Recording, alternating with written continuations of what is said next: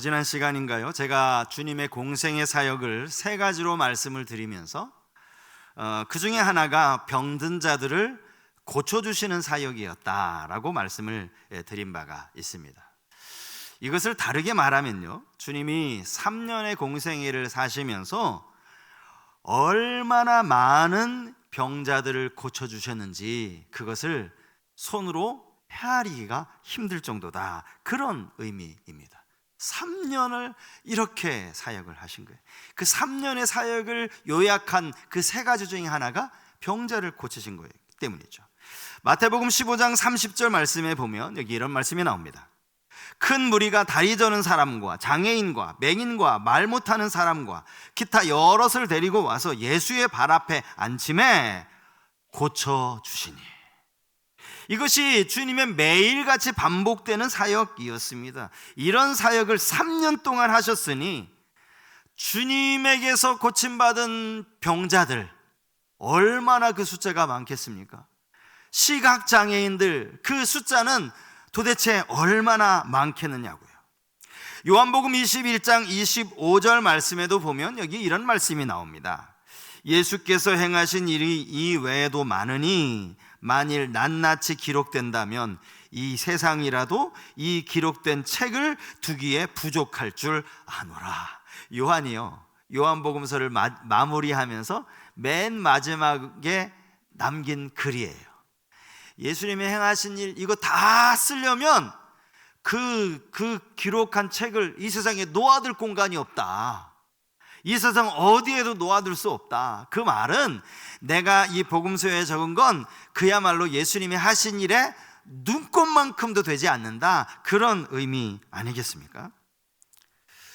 그렇게 많은 병자들을 고치시고 많은 이적들을 행하셨는데 성경에 보면 유독 몇몇 사건들이 성경에 기록되는 것을 볼 수가 있습니다. 시각장애인을 고치시는 이적들을 포함해서 몇 가지 이적들이 성경에 기록되어져 있어요. 이것들을 특별하게 기록하신 이유가 있다라는 거죠. 이 사역을 얼마나 오랫동안 하셨고 3년 내내 하셨는데 특별하게 기록해 놓은 이유가 있다라는 거예요. 그 이유는 단순히 주님의 그 능력을 강조하기 위함이 아니라 이 말씀을 통해서 오늘 우리에게 주시는 교훈이 있다라는 거예요. 교훈이. 보통의 이적과는 좀 다르다는 거죠. 좀 특별한 부분이 있어서 이것을 기록에 남길 필요가 있고 오고 오는 세대에게 이 사건을 들려줄 필요가 있다. 그래서 복음서 기자들이 성경에 기록한 거예요. 오늘 본문에 기록된 이적이 마찬가지입니다. 주님이 이들을 고칠 만한 능력이 얼마든지 있으셔서 고친 게 맞아요. 그게 당연한 이야기입니다. 하지만 그것만이 아니라 이 사건을 기록한 데에는 이 기적을 통하여서 주님이 오늘 우리에게 주시고자 하는 메시지가 있다는 거예요. 우리가 그것을 살펴보는 것은 아주 중요합니다. 주님은 어제도 여러 명의 장애인들을 고쳐주셨을 것이고 오늘 이 본문이 기록되기 바로 이 앞에도 주님은 또 얼마나 많은 병자들을 고쳐주셨겠어요. 그런데 그 많은 사건들 중에 오늘 본문의 사건을 이렇게 성경에 기록한 이유가 있다는 그 이유, 그게 뭔지, 이 특별한 부분이 뭔지 오늘 그것을 우리가 생각해 보아야 한다는 것이죠. 본문은 앞을 보지 못하는 시각장애인 두 사람이 등장을 합니다. 그들이 여리고라고 하는 이 도시에 길가에 앉아 있었다 성경은 말씀하고 있는데, 여러분 여리고 하면 우리 잘 알죠. 여호수아가 이제 이스라엘 백성들을 이끌고 요단강을 건너서 가나안 땅에 도착하자마자 가장 먼저 마주했던 성이 바로 이 여리고성 아닙니까? 하나님이 이스라엘 백성들을 하여금 하루에 한 바퀴씩 마지막 날 7바퀴 돌게 하신 이후에 그냥 저절로 무너뜨리셨던, 하나님의 전적인 역사하심으로 무너졌던 성, 이게 바로 여리고 아닙니까? 이 구약시대의 이야기라면 시간이 많이 지나서 예수님 당시에 이 여리고라는 도시에는요, 당시 유다를 다스렸던 이 헤롯 대왕이 자기가 겨울에 머물기 위해서 지어놓은 이 겨울 궁전이 있을 만큼 아주 대단한 도시였습니다. 여러분, 왕이 자기가 시간을 보내려고 궁전을 지었다라는 이야기는 그만큼 이 지역이 왕이 지내기에 꽤 괜찮은 도시였다라는 그런 의미 아니겠습니까? 여리고는요, 인기도 많았고 당시 부유한 사람들이 살던 휴양 도시였다라고 합니다. 그리고 여리고는 예루살렘으로 가는 길목에 있었죠. 예수님이 휴양하시려고 여리고를 가신 게 아니라 예루살렘에 가시려면 항상 이 여리고를 지나가셔야만 했던 것입니다. 왜 예수님이 예루살렘으로 가셨을까요? 왜 많은 무리들이 지금 예루살렘으로 함께 동행하고 있는 것입니까? 유월절, 명절을 앞두고 그들이 지금 이제 예루살렘으로 가고 있었던 겁니다. 예수님을 따르던 큰 무리들은 명절을 지키기 위해서 율법에 따라서 이제 예루살렘으로 가고 있었던 것이고요. 예수님은 그것이 아니라 유월절의 어린 양으로 모든 인류의 죄를 대속하신 대속 제물이 되시려고 지금 예루살렘으로 가시던 중이었습니다. 물론 무리들은 이 사실을 전혀 모르고 있었죠. 그들이 이렇게 예수님을 열심히 따라다니는 이유는 이제 예수님이 예루살렘으로 가시면 유대인의 왕으로 등극하실 것이다, 이제 왕으로 이 땅을 다스릴 것이다, 이런 기대감을 가지고 예수님을 따라가고 있었던 겁니다. 성경에 나오는 오병이어의 기적은 아주 유명한 표적 아닙니까? 사복음서에 공이 기록되어져 있는 이 유명한 표적인데, 이 표적을 행하신 이후에 이 이스라엘 백성들, 유대인들 사이에 부작용 하나가 생겨났습니다. 그게 뭔가 하니까 유대인들이 이 표적을 보고 예수님을 왕으로 삼으려고 한 거예요. 예수님을 임금 삼으려고 했던 겁니다. 요한복음 6장 15절에 기록된 말씀인데요, 이게 오병이어의 표적 이후에 나오는 말씀이에요. 그러므로 예수께서 그들이 와서 자기를 억지로 붙들어 임금으로 삼으려는 줄 아시고 다시 혼자 산으로 떠나가시니라. 예수님은 이스라엘 백성들의 임금 되기를 원하지 않으셨어요. 그들이 원하던 임금이 뭡니까? 이 땅을 정치적으로 다스리는 왕이었습니다. 더 나아가서 민생들의 그 먹고 사는 문제, 여러분 생각해 보십시오. 보리떡 5개 가지고 5천 명이 넘게 먹였어요. 여러분, 이분이 왕이 되면 백성들의 먹고 사는 문제 걱정 없을 것 아닙니까? 이런 민생을 해결해 줄 수 있는 그러한 왕으로, 그가 지금 예루살렘으로 가시는 것은 예루살렘이 당시 이스라엘 수도였으니까 이제 그 수도에 도착하셔서 당신이 왕으로서 저 로마의 압제로부터 이스라엘을 독립시키고 이 땅을 다스릴 그런 왕이 되실 것이라는 기대감으로 예수님을 따르고 있던 거예요. 그렇게 예수님 주위에 많은 무리들이 몰려서 예루살렘으로 막 가고 있는데, 어디선가 이상하게 소리 지르는 소리가 들렸습니다. 그들은 바로 성경에 등장하는 맹인 2사람이었죠. 그들이 길가에 앉아 있었다라고 나오는데, 그들이 길가에 앉아 있었던 이유가 뭐겠습니까? 구걸하기 위함이었죠. 이건 너무나 당연한 이야기입니다. 지나가는 사람들에게 한 푼만 달라고, 배고파 죽겠다고, 좀 먹을 것 좀 달라고 구걸하기 위해서 그렇게 앉아 있었던 겁니다. 마가복음에 보면요, 이들이 앞을 못 보는 사람일 뿐만 아니라 거지였다, 이렇게 말씀을 하고 있어요. 사실 거지였다라는 것도 당연한 결과죠. 앞을 보지 못하는 사람이 할 수 있는 게 뭐겠습니까? 사람들에게 구걸하는 것밖에 없지 않겠습니까? 그들에게 목숨이 붙어있는 한 어쨌든 밥을 먹어야 할 것이고, 또 그들이 살아가려면 최소한의 옷까지는 가지고 있어야 하는데 그들이 할 수 있는 일은 아무것도 없었어요. 그저 사람들에게 구걸하는 밖에 없었습니다. 갑자기 많은 사람들이 지나면서 웅성웅성 소리가 들려왔어요. 그들은 이게 무슨 소리인지 사람들에게 물었습니다.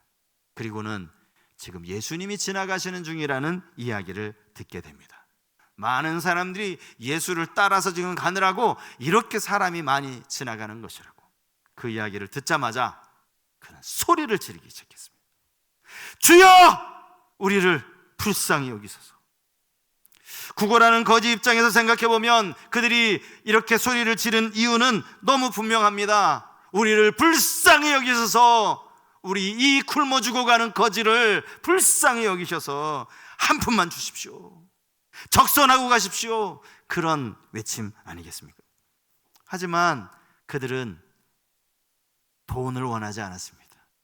주님에게 원했던 건 돈이 아니었습니다. 이들이 예수님을 2번씩이나 부르는 장면이 오늘 본문에 기록되어져 있어요. 왜 2번 불렀느냐? 한 번 부르다가 사람들로부터 저지를 당했기 때문입니다.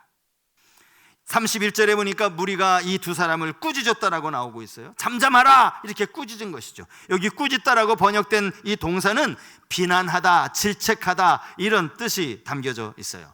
좀 조용히 좀 하실 수 없어요? 이렇게 공손하게 이들을 나무란 게 아니었다라는 겁니다. 그것도 그럴 것이 당시 이 장애인들에 대해서는 이 당시 보편적으로 가지고 있었던 하나의 편견이 있는데, 아니 멀쩡한 눈이 왜 멀어서 앞을 못 봐? 그 죄 지은 결과지, 하나님께 죄를 지은 그런 죄의 결과 아니겠어? 라는 편견을 가지고 있었다라는 거예요. 여러분 요한복음 9장에 보시면 여기에 나면서부터 앞을 보지 못하는 사람이 나오는데 제자들이 예수님께 이런 질문을 던집니다. 요한복음 9장 2절 말씀이요. 제자들이 물어 이르되 랍비여, 이 사람이 맹인으로 난 것이 누구의 죄로 인함이니까? 자기니까? 그의 부모니까? 그러니까 이들에게 전제는 저 사람이 앞을 보지 못하는 사람으로 태어난 건 누군가 죄를 지었기 때문이라는 거예요. 그런 입장에서 지금 앞을 못 보는 거지 장애인 이 두 사람이 소리를 막 지르고 있어요. 여러분, 죄를 지어서 그 죄값으로 앞을 보지 못하는 이 사람들이 지금 소리 지르는데 이들 향해 불쌍한 마음을 가지겠습니까? 아니죠. 안 그래도 지금 사람들이 많아 시끄러워 죽겠는데 왜 이렇게 소리까지 지르고 난리냐고. 조용한 말로 타이르는 뭐 그런 정도가 아니라 어쩌면 뭐 앞을 못 보니까요, 아마 물리적인 폭력까지 동원했을지도 모릅니다. 그럼에도 불구하고 그런 사람들의 꾸짖는 소리에도 아랑곳하지 않고 이들은 더 크게 소리를 지르죠. 주여 우리를 불쌍히 여기소서. 주님은 가던 길을 멈추시고 그들을 부르십니다. 그리고 그들에게 물으시죠. 본문 32절 말씀입니다. 예수께서 머물러 서서 그들을 불러 이르시되 너희에게 무엇을 하여 주기를 원하느냐? 우리가 보기를 원하나이다. 우리 눈이 떠지기를 원하나이다. 주님은 그들의 소원대로 그들의 눈을 고쳐주셨습니다. 주님이 그들을 불쌍히 여기셨다라고 나오는데 이것은 그들이 바라는 것이었어요. 우리를 불쌍히 여겨달라고 그렇게 소리쳤잖아요. 불쌍히 여기셨고 그들의 소원대로 그들의 병을 고쳐주신 것이죠. 자, 긍휼을 입은 이 두 사람, 많은 사건들, 얼마나 많은 시각장애인들이 눈이 떠졌겠어요. 얼마나 많은 맹인들이 고침을 받았겠어요. 그런데 왜 하필 이들의 모습을 오늘 성경에 기록해 놓았는가? 이들에게서 우리가 배워야 할 것이 무엇인가? 첫 번째는요, 예수를 향한 분명한 신앙 고백입니다. 예수님에 대한 분명한 믿음이죠. 이들이 자기를 불쌍히 여겨달라는 말과 예수님을 부른 호칭이 있는데 이 호칭이 중요해요. 그것은 바로 다윗의 자손이라는 외침입니다. 그러니까 이들의 외침은 단순히 물에 빠진 사람이 지푸라기라도 잡아보겠다는 그런 심장으로 예수님을 부른 것이 아니었다라는 거예요. 다윗의 자손이여 라고 불렀다라는 것은 그분이 메시아라는 분명한 믿음이 있었다라는 것이죠. 사실 예수님에 대한 소문은 이런저런 다양한 소문들이 있었어요. 아마 이들도 이 시각장애를 가진 이 사람들도 예수에 대한 소문은 이미 여러 번 들어서 알고 있었을 겁니다. 마태복음 16장에 보면 예수님이 제자들에게 묻잖아요. 사람들이 나를 누구라 하더냐? 그랬더니 그냥 제자들이 사람들에게 들은 예수님에 대한 소리를 전해줍니다. 어떤 사람은 예수님을 세례 요한이라고 하고 어떤 사람은 예레미야라고, 어떤 사람들은 선지자 중에 한 사람이라고 합니다. 이게 세상 사람들이 예수님에 대해서 했던 이야기예요. 아마 이 두 사람도 그런 이야기를 들었겠죠. 예수님이 회당에서 가르치실 때마다 예수님의 가르치심은 듣는 사람들을 놀라게 했어요. 서기관과 바리새인들과 같지 않다, 그렇게 놀라는 장면을 보면 아마 예수님이 탁월한 성경 교사, 탁월한 율법 교사라든지 탁월한 선생님으로 그렇게 소문을 들었을 겁니다. 그럼에도 불구하고 예수님에 대한 그 어떤 소문과 상관없이 그들이 예수님을 다윗의 자손이라고 불러요. 다윗의 자손. 이사야 35장 5절과 6절 말씀에 보면요, 이 다윗의 자손 메시아가 오실 때를 기대하는 그런 약속의 말씀들이 여기 이렇게 기록되어져 있습니다. 그때에 맹인의 눈이 밝을 것이며 못 듣는 사람의 귀가 열릴 것이며 그때에 저는 자는 사슴같이 뛸 것이며 못 듣는 사람의 귀가 열릴 것이며, 이게 메시아가 오시면 이루어질 일이에요. 그러니까 이 두 사람은 지금 예수님, 다윗의 자손으로 오신 그분이 우리의 이 눈을 뜨게 해주실 것이라는 확실한 믿음이 있었다라는 거예요. 사실 여러분, 이 믿음이 없다면 이들이 어떻게 예수님께 우리 눈 좀 뜨게 해달라고 그렇게 요청할 수 있겠습니까? 눈이 멀어서 앞이 안 보이는 사람이에요. 네, 아무에게나 가서 저 제발 제가 소원하는 게 있는데 제 눈 좀 뜨게 해줄 수 있어요? 여러분, 이런 소원을 말할 수 있느냐고요? 말할 수 없죠. 그걸 누가 고칩니까? 어떻게 아무나 고칠 수 있습니까? 그걸 누구한테나 요청할 수가 있겠느냐고요. 여러분, 우리가 기도하는 것을 보면요, 우리가 하나님을 어떻게 믿고 있느냐, 하나님에 대해서 어떻게 생각하느냐, 이걸 알 수가 있어요. 우리가 어떻게 기도하느냐에 따라서 내가 믿는 하나님을 어떻게 내가 믿느냐를 알 수 있다고요. 저는 저희 집에 두 아이들이요, 저를 존경한다라고 그렇게 철석같이 믿고 있어요. 물어보지는 않았습니다. 분명히 아빠를 존경해 줄 거라 그렇게 믿지만, 그럼에도 불구하고 제가 할 수 없는 일을 분명히 아이들도 알기 때문에 제게 무리한 것을 요구하지는 않습니다. 가끔 목사가 무슨 돈이 있겠냐, 목사는 돈이 그렇게 많지 않아 라는 이야기를 그냥 장난삼아 하면 아이들이 아, 그렇구나. 그래서 뭐 막 크고 비싼 거, 사치스러운 거, 그런 걸 사달라고 하지 않습니다. 하지만 학교 생활을 하느라 꼭 필요한 거, 정말 있어야 되는 거, 이것까지, 이건 부모 입장에서 당연히 사줘야 되고, 또 제가 그 정도는 사줄 수 있거든요. 그럼에도 불구하고 아이고, 우리 아버지 그냥 목사라고 돈도 없다고 하시는데, 이 말조차 하지 않으면 제가 우리 아이들을 향하여서 어떤 마음이 들겠습니까? 너희들이 아빠를 참 배려해 주는구나, 너 이거 꼭 필요한 건데도 사달라고 안 하는 거 보니까 아빠를 참 배려해 주는구나, 기분이 좋겠습니까? 아니, 화가 날 거예요. 아빠가 이것 정도는 사줄 수 있어. 너희들이 그 사치스러운 거, 꼭 없어도 되는 거, 남들이 그거 가지고 있다고 그거 갖고 싶은 거 자꾸 그런 거 사달라고 하니까 아빠가 돈 없다고 얘기한 거지. 너희들이 필요한 거 사달라는데 아빠가 안 사준 적 있느냐고. 예? 화가 날 거예요. 그건 아이들이 저를 배려해 주는 게 아니에요. 오히려 아빠를 무시하는 거죠. 아빠에게 그런 능력도 없는 줄 아느냐고. 우리가 하나님에 대해서 가진 생각도 마찬가지예요. 예수님을 다윗의 자손이라고 믿고 고백했던 여기에 바로 그런 의미가 담겨 있더라고요. 이 눈이 먼 이 장애인에게 이 믿음이 없었다면 예수님께 고작 구하는 게, 예수님 당신은 돈이 조금 더 많습니까? 저에게 돈을 조금 더 많이 주실 수 있어요? 아마 그거 요구했을 거예요. 어떻게 감히 내 눈을 뜨게 해달라고 이야기합니까? 그 안에는 예수님을 향한 분명한 믿음이 있었다라는 거죠. 예수님을 믿는 사람들이요, 세상 가운데 살아가면서 어떤 분은 자기가 예수 믿는 거를 숨기려고 하는 사람들이 있어요. 내가 교회 다니고 신앙인이라는 것을 부끄럽게 여기는 사람들도 종종 있습니다. 사실 그 이유가 뭔지 아십니까? 아직 예수가 누구인지를 잘 몰라서 그래요. 예수가 누구인지를 안다면, 예수님이 이 땅에 인간으로 오셨지만 그분은 하나님과 동등된 하나님의 본체시라는 사실을 안다면, 그분이 이 땅에 나를 위해서 오셨고 나의 죄를 위해 십자가를 지셨다는 이 사실을 안다면, 내가 예수 믿는 것만큼 기쁘고 감격스럽고 자랑할 일이 어디 있어요? 내가 믿는 예수님 하나님이셔, 천지를 만드신 하나님이셔, 자랑하지 않겠습니까? 예수님을 잘 모르니까 예수님을 자랑하지 못하는 거예요. 부끄러워하는 거예요.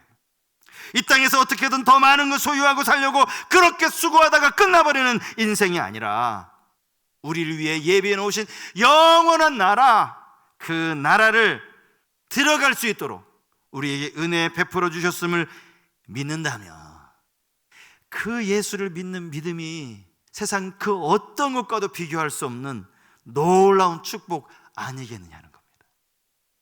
여러분, 내가 믿는 예수님이 누구인지를 분명히 알아야 합니다. 그래야 우리가 그분께 긍휼을 구할 수 있는 거예요. 예수님께 여러분 돈 몇 푼 달라고 그런 거 구하지 마세요. 예수님을 제대로 아십시오. 두 번째는요, 이들 가운데서 우리가 본받아야 할 것은요, 그들 안에 고침을 받고자 하는 그 간절함이 있었다는 거예요. 간절함. 그들은 예수님 주변에 있던 무리들의 꾸짖음에도 불구하고 아랑곳하지 않았습니다.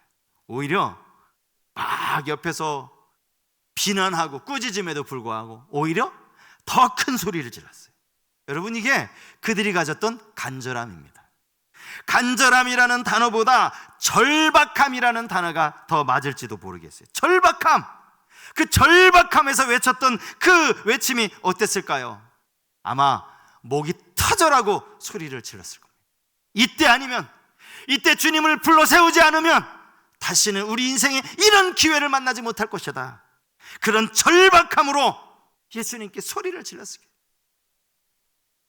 간절함을 갖는 거, 여러분, 그만큼 중요한 거예요. 간절함으로 부르짖는 거. 왜 성경 기자가 이 두 사람의 이야기를 성경에 기록했느냐? 이들의 간절함 때문이라는 거죠. 포기하지 않는. 한 해를 시작하면서 우리가 이런저런 계획도 세워보고 또 목표도 가져보지만 여러분, 지나고 나서 보면 뭐 하나 이렇게 제대로 이루어진 게 없어요. 그래서 내가 이런 계획을 세웠다라는 게 어떤 면에서는 참 부끄럽고, 그런 시간들이 계속 반복되다 보면 해가 바뀌어도 목표를 세우는 것도 쉽지 않습니다. 이거 뭐 내가 지킬 수 있겠어? 이거 뭐 지키지도 못할 목표를 뭐하러 세워? 근데 여러분, 그 이유는요, 가만히 생각해 보면 우리 안에 간절함이 없어서 그래요. 간절함이. 내 이 목표를 이루겠다라고 하는 그런 절박함이 없으면, 간절함이 없으면 계획해도 못 지킬 수밖에 없는 거예요. 물론 우리가 절박함만 가지고 있다면 모든 문제가 다 해결되는 것은 아니죠. 주님께서 모든 문제 해결은 주님께 있는 것이니 온전히 하나님께 달려 있는 것이 맞습니다. 그럼에도 불구하고 우리에게 필요한 것은 이런 간절함이에요. 여러분, 우리에게 절박함이 없는 이유가 뭔지 아십니까? 그것은 내 육신적으로, 내 외형적인 모습이 그렇게 문제가 없기 때문입니다. 우리 가운데 정말 당장 집이 경매에 넘어가서 이 집이 이제 며칠 있으면 하마터면 그냥 집을 아예 비워주고 그 집 밖으로 내몰려야 하는 그런 상황에 처하게 된다면 아마 신앙 가지신 분들 절박하게 하나님 앞에, 하나님 제발 살려달라고 그렇게 기도하지 않겠습니까? 당장 수술을 받지 않으면 생명이 위험하다라는 그런 진단을 받고, 게다가 이 수술이 쉽지 않은 수술이고 생명이 위험할 수도 있는 그런 위험한 수술이라는 이야기를 들으면 여러분, 그 사람은 아마 주님 앞에 나와서 밤이 새도록 절박하게 하나님 살려달라고 그렇게 기도하지 않겠습니까? 우리가 지금까지 신앙생활 하면서 여러분, 이런 시간들 한두 번씩인 경험이 있잖아요. 여러분은 언제가 가장 영적으로 뜨거웠습니까? 이런 때 아닙니까? 이런 절박함에 내몰렸을 때, 하나님 살려주시지 않으면 안 될 것 같은 이런 상황이 되었을 때 우리는 절박하게 하나님께 메어달리지 않았느냐고요. 그런데 지금은 그런 절박함이 없는 거예요. 겉으로 보면 특별한 문제가 없는 거예요. 우리 자녀들이 어디 아픈 사람도 별로 없고, 자녀들 공부 잘하고 직장 잘 다니고 특별한 문제가 없으니까 우리 안에 절박함이 없어요. 진짜 문제는 거기에서 시작되는 거죠. 하나님을 향한 절박한 마음이 없으니까 신앙에 대해서도 절박함이 없는 거예요. 목표가 뭐냐? 그러면 우린 자꾸 세상적인 걸 생각해. 세상적인 거. 이 정도면 나는 별로 욕심도 없으니까 별로 기도할 게 없는데, 그런 거예요. 그러니 하나님을 향하는 열심히 믿고자 하는 마음도 없는 거죠. 하나님의 부르짖을 기도 제목도 없는 거예요. 그 안에 속으로는 우리의 마음이 지금 딱딱하게 굳어져가고 있음에도 불구하고 느끼지 못해요.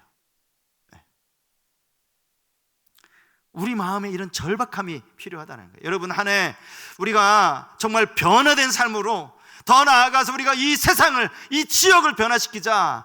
아무리 제가 여기 외쳐도요, 여러분 안에 이 변화에 대한 절박함이 없으면 소용없어요. 우리 안에 절박함이 있어야 되는 거예요. 뿐만 아니라 오늘 본문에 보면요, 이런 이 절박함이 없다라는 것도 문제지만 이 절박함이 전혀 다른 쪽으로 향해 있는 것도 더 큰 문제일 수 있습니다. 무슨 이야기를 말씀드리려고 하느냐, 오늘 본문에 보면 이 복음서 기자가요, 다른 복음서도 마찬가지예요. 모든 성경이 이 시간의 흐름에 따라서 성경을 기록하지 않았어요.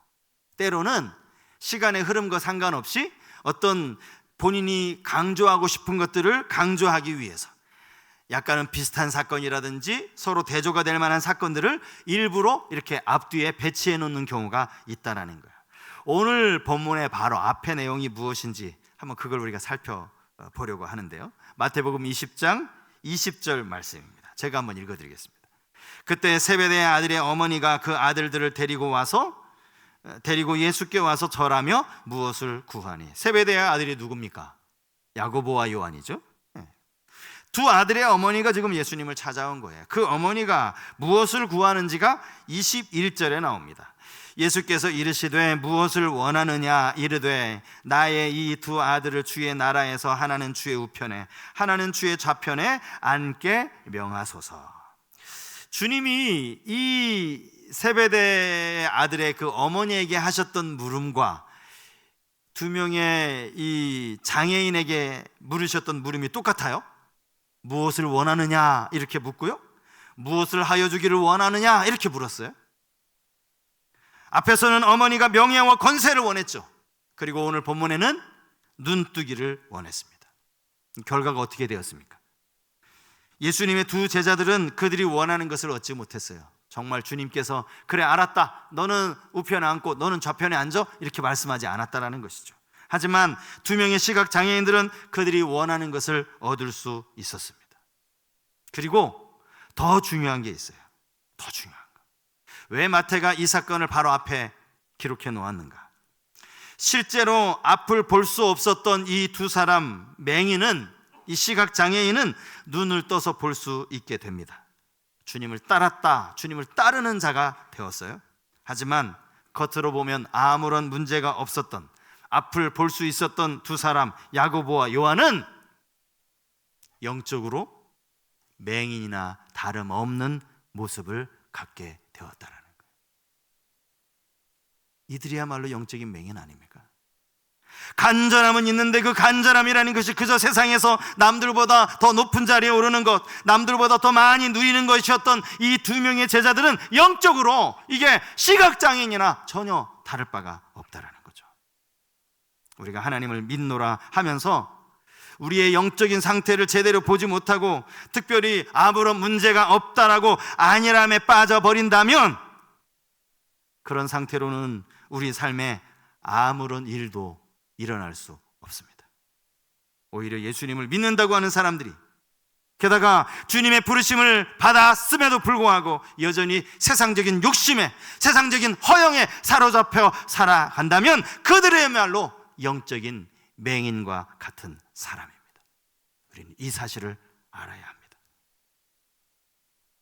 지나가시던 예수님을 멈추게 만들었고 또 우리를 불쌍히 여겨달라는 그런 간절한 요청으로 주님의 불쌍히 여기심을 받아 눈을 뜨게 되었던 이 두 사람을 보면서 한번 우리의 믿음을 돌아볼 수 있기를 바랍니다.